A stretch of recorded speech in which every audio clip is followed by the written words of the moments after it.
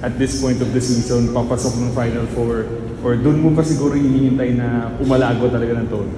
Siguro po, personally masasabi ko, hindi pa masyado. Like, paunti-unti. Kasi ganun naman talaga kahit sino sa amin. Kumbaga, kailangan kada game, nag-i-improve kami kahit kaunti. Lalo na papasok na po sa Final Four. So, kung kaya pa namin, like, may ipakita pang bago every day, mas taasan pa yung paglalaro namin. Yun yung gagawin namin. Ganoon naman po kami lagi. Hindi kami nasasatisfy sa kung anong naging performance namin. After ng first game, gano'n na kayo ka-different ngayon entering that series with FEU? Or ano na yung parang, alam nyo kailangan yung baguhin o ayusin para di na maulit yung pahirap na ginawa nila sa inyo nung game 1 last? Ako naman, siguro naman po, tingin ko natuto na kami.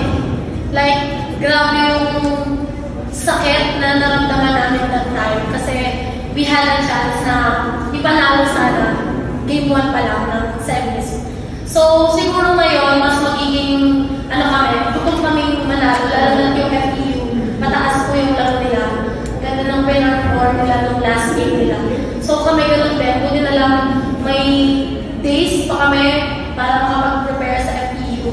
And yun, siguro focus mo na kami ulit sa FEU. Like, lalo na yung game namin yan, titignan namin kung ano yung naging kulang namin na sana ginawa namin. And titignan namin kung siguro ano yung magiging strategy pa ng kalaban para, like, parang one step ahead kami na alam namin na makagod yung gawin ng FEU sa amin. So kami dapat sa training pala, alam na namin yung ikikilos namin sa game namin ng NCT.